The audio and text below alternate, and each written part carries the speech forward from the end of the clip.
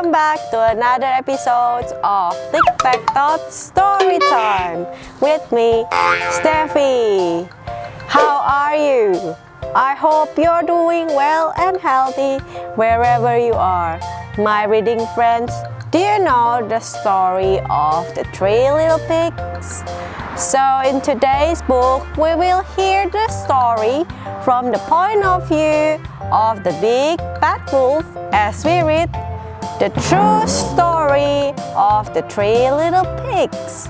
Please enjoy the story. The true story of the three little pigs is told to Jon Scieszka, illustrated by Lane Smith.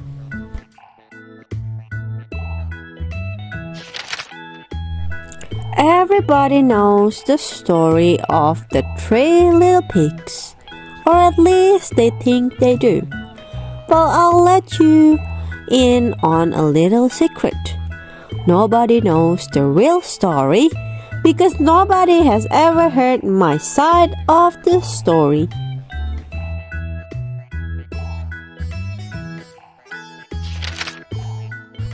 I'm the wolf, Alexander T. Wolf. You can call me Al. I don't know how this whole big bad wolf thing got started, but it's all wrong. Maybe it's because of our diet. Hey, it's not my fault wolves eat cute little animals like bunnies and sheep and pigs. That's just the way we are. If cheeseburgers were cute, folks would probably think you were big and bad too.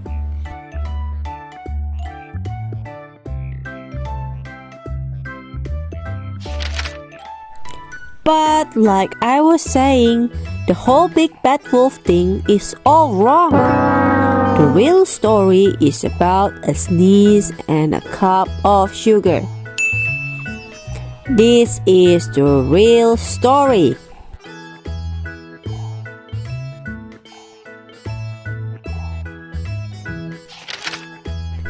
Way back in Once Upon a Time, I was making a birthday cake for my dear old granny.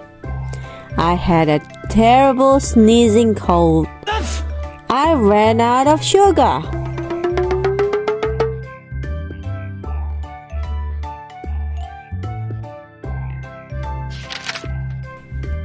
So I walked down the street to ask my neighbor for a cup of sugar.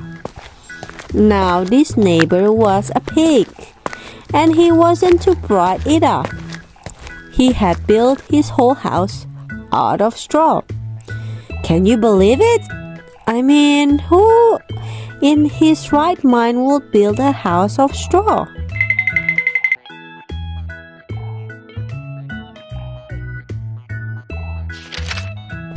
So of course, the minute I knocked on the door, it fell right in. I didn't want to just walk into someone else's house. So I called, little pig, are you in? No answer. I was just about to go home without the cup of sugar for my dear old granny's birthday cake. That's when my nose started to itch. I felt a sneeze coming on.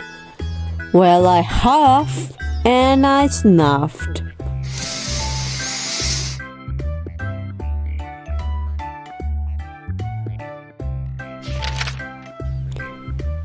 And I sneezed a great sneeze.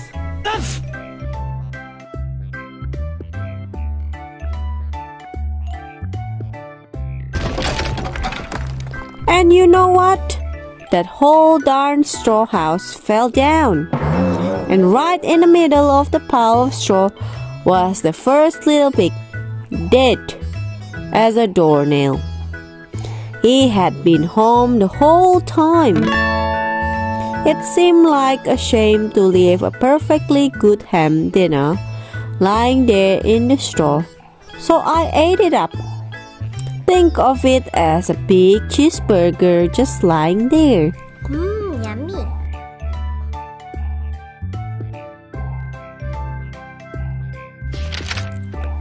I was feeling a little better, but I still didn't have my cup of sugar. So I went to the next neighbor house. This neighbor was the first little pig's brother. He was a little smarter, but not much. He had built his house of sticks. I rang the bell on the stick house. Nobody answered. I called, "Mr. Pig, Mr. Pig, are you in?" He yelled back, "Go away, Wolf! You can't come in. I'm shaving the hairs on my chinny chin chin."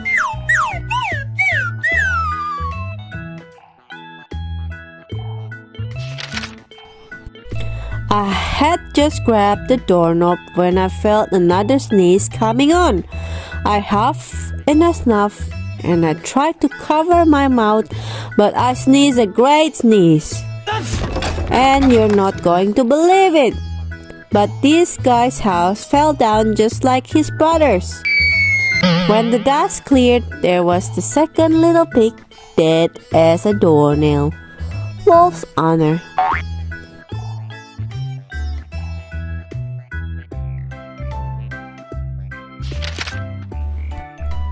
Now you know food will spoil if you just leave it out in the open. So I did the only thing there was to do. I had dinner again. Think of it as second helping. I was getting awfully full, but my cold was feeling a little better, and I still didn't have that cup of sugar for my dear old granny's birthday cake. So I went to the next house.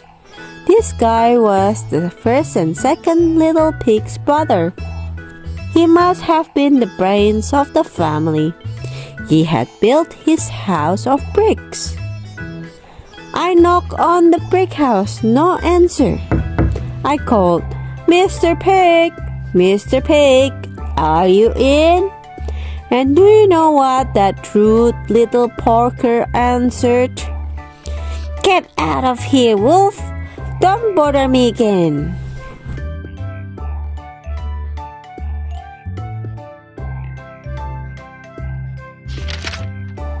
Talk about impolite. He probably had a whole sack full of sugar, and he wouldn't give me even one little cup for my dear sweet old granny's birthday cake. What a pig.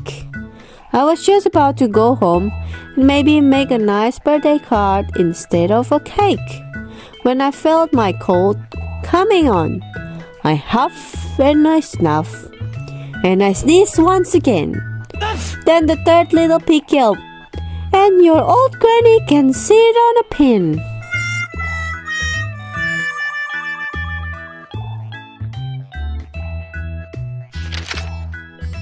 Now, I'm usually a pretty calm fellow, but when somebody talks about my granny like that, I go a little crazy. When the cops drove up, of course, I was trying to break down this pig's door. And the whole time I was huffing and puffing and sneezing and making a real scene.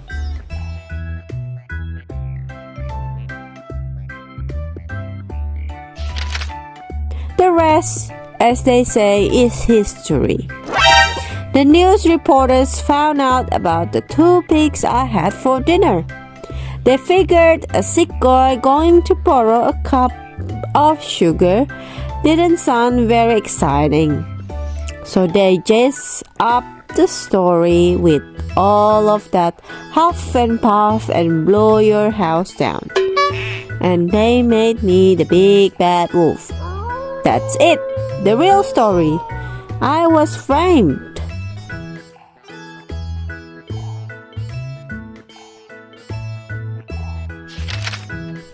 But maybe you could loan me a cup of sugar?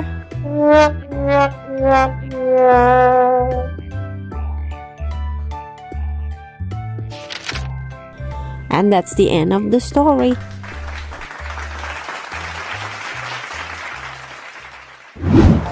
Isn't that interesting to hear the story from the point of view of a wolf? My reading friends, we can learn that we need to hear a story from couple of point of views. If you like this kind of story, please give a thumbs up. Also subscribe to TTHE channel to hear other special story from me. See you in the other story.